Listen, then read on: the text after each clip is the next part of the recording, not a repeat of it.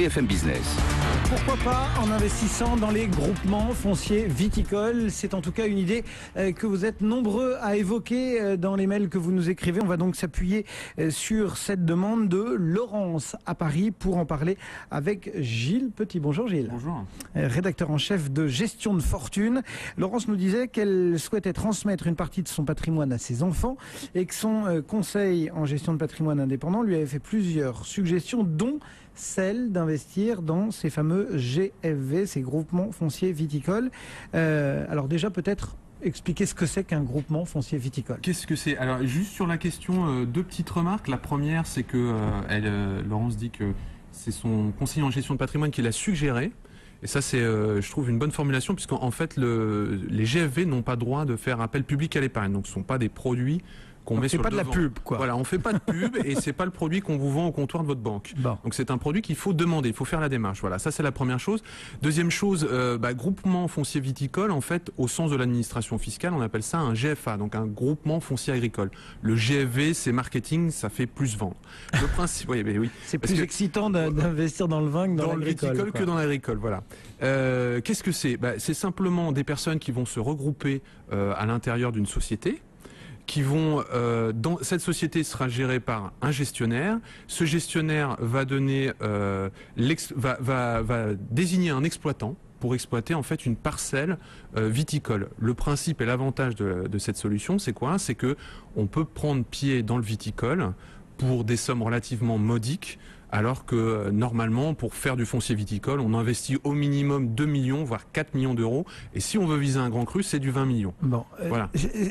Ça, c'est le principe. S'ils peuvent pas faire de pub, c'est quoi? C'est pour du politiquement correct? C'est pour plusieurs choses, notamment Ou c'est parce que l'offre est pas suffisante? Déjà, l'offre est réduite, hein, et ensuite, c'est quand même un placement pas très liquide, voilà, sans qui est mauvais peu jeu de mots. liquide et qui peut être soumis à certains aléas. Donc plutôt risqué, c'est pas quelque chose qu'on va donner à... C'est à réserver à un public averti. Absolument, ouais. Bon. Absolument. Et quelle est la durée du placement? On imagine que c'est pas du court terme. Oui, tout à fait. Alors la durée du placement, à la base, normalement, c'est puisque c'est un placement qui ouvre droit à certains avantages fiscaux, c'est 18 ans. Maintenant, pour que les investisseurs soient suffisamment protégés, généralement, le placement est d'une durée moyenne de 25 ans. Je vous dis suffisamment protégé parce que, en fait, ce qui se passe, c'est que si le bail, on part d'un bail de 18 ans, mais si le bail n'est pas renouvelé, il y a une clause qui existe justement sur ces produits-là qui fait que, à ce moment-là, c'est à l'exploitant, donc la personne qui a été désignée pour exploiter les vignes, de décider de la durée du bail. Et dans ce cas-là, on se retrouve dans une situation inverse qui est que l'investisseur n'a plus la main sur l'exploitation et peut se retrouver engagé dans un bail qui peut très bien durer 54 ans par exemple. Donc, durée moyenne et qui est prévue, c'est 25 ans. Un petit mot de tout ce qui peut toucher aux frais. Est-ce qu'il y a des frais spécifiques? Combien ça coûte grosso modo? Alors, bien sûr, il y a des frais. Peut-être juste ce qu'il faut dire, parce que là, on n'en a pas parlé. Dans les frais, il y a le prix de souscription, hein, tout simplement. Donc, je vous avais dit 2 à 4 millions d'euros pour faire du foncier. Dans une banque à grand réseau bien implantée régionalement, ça va tourner aux alentours de 3 000 euros. Si vous allez dans une société de gestion un petit peu plus spécialisée sur la question, on peut aller jusqu'à 20 000 euros. C'est une fourchette, hein, 3 000, 20 000. Après, c'est une fourchette, c'est-à-dire que sur un GFV qui se constitue, généralement, on va vous demander d'acheter plusieurs parts. Donc ça sera 3 000 fois X parts. Et sur un GFV ancien, si vous voulez rentrer dans un GFV déjà constitué, ça sera l'inverse. C'est-à-dire ça sera suivant l'offre et la demande. Donc là, ça sera difficile. Il y a des frais supplémentaires? Les frais, alors bien sûr, il y a des frais. C'est comme dans un fonds, dans une SICAV classique. Les frais de souscription sont variables. En général, c'est entre 3 et 8% de frais. Et vous avez ce qu'on appelle des frais de gestion annuels qui s'élèvent environ entre 0,15 et 0,30% par an sur les GFV. Voilà. Vous avez évoqué, Gilles, mais très brièvement la question fiscale. Est-ce qu'on peut être un petit peu plus précis? Qu'est-ce qui est à prendre en compte en termes de fiscalité dans ces groupements fonciers viticoles? Tout l'intérêt du groupement foncier viticole, et c'est un petit peu pour ça que c'est destiné à une certaine catégorie de clientèle, c'est en fait l'exonération à hauteur de 75% dans la limite de 101 987 euros qui sont placés. Le principe, c'est quoi? C'est en fait, donc vous pouvez avoir cette exonération-là, mais surtout l'intérêt du GFV, et c'est pour ça que les gens font ça généralement, c'est pouvoir faire de la succession et de la donation. C'est-à-dire que vous allez pouvoir faire une mutation à titre gratuit au bénéfice de votre enfant ou de votre petit-fils, et pouvoir bénéficier de cette exonération-là. Donc exonération de 75% jusqu'à 101 987, et au-delà on a une exonération, donc si on dépasse cette somme, la somme qui dépasse, exonération de 50%.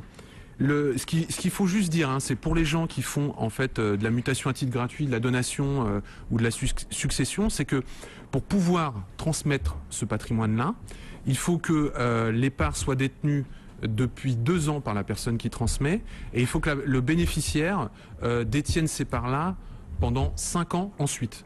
Sinon, l'administration fiscale passera derrière vous et vous demandera des intérêts de retard. Donc il faut avoir un petit peu prévu les choses. Voilà. Mais sur un placement qui dure 25 ans, généralement on peut s'arranger. C'est pas... Non, mais bon, c'est quand même à prendre en compte. Il faut le savoir, il y a une période de 7 ans. Et si on termine juste avec un petit mot du rendement, c'est intéressant ou pas?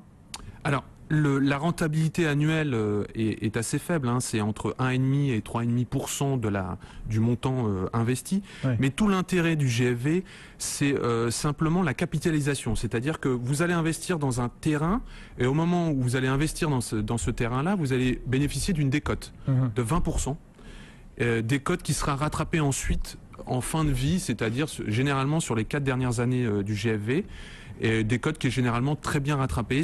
Quand le marché du vin va bien sûr, évidemment, on peut espérer une réappréciation de 75%. Donc l'intérêt, c'est ça, c'est de jouer sur la décote et de rattraper en fin de vie du produit la capitalisation. Un petit intérêt liquide quand même? Alors, tout à fait, bien sûr. Non, mais aussi. Il n'y a pas de. Non, mais alors l'intérêt, c'est qu'en plus, vous investissez quand même sur des terroirs qui sont plutôt de très bonne qualité. Et on peut se constituer une cave. Exactement. Terroirs de très bonne qualité, beaucoup dans le Bordelais, un petit peu en Champagne. Il y en a aussi en Bourgogne.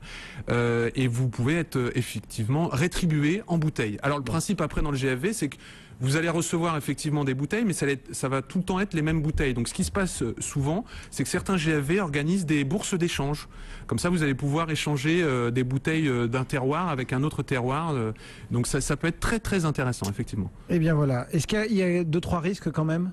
Le risque principal, c'est l'exploitant, tout simplement. C'est-à-dire que le gestionnaire à qui vous faites confiance désigne un exploitant. Cet exploitant-là, généralement, est une personne de confiance, mais il peut arriver parfois que il s'y retrouve pas dans son métier, que le vin soit déclassé, ça peut arriver, ou voire que l'exploitant organise son insolvabilité. Ça arrive, mais c'est très très rare. Et c'est en fait toute l'habileté du gestionnaire que vous avez désigné qui fera les bons choix et qui fera que finalement le terroir sera bien géré et que votre GFV vous rapportera de l'argent à la fin. Et bien voilà, pourquoi pas investir et sans modération ou presque dans les groupements fonciers viticoles. Merci Gilles, vous restez avec nous. D'ici une vingtaine de minutes, on répond à nos auditeurs et puis on assure le service après-vente aussi. La semaine dernière, à ce même micro, c'était Jean-François Fiat qui lançait sa pétition pour le transfert des contrats d'assurance vie d'un assureur à un autre sans perte d'antériorité fiscale. Eh bien, on a déjà 4850 à avoir signé. Pour mémoire, c'est votreargent.fr/pétition et nous on vous tiendra régulièrement au courant. Le CAC 40 plus 0,29.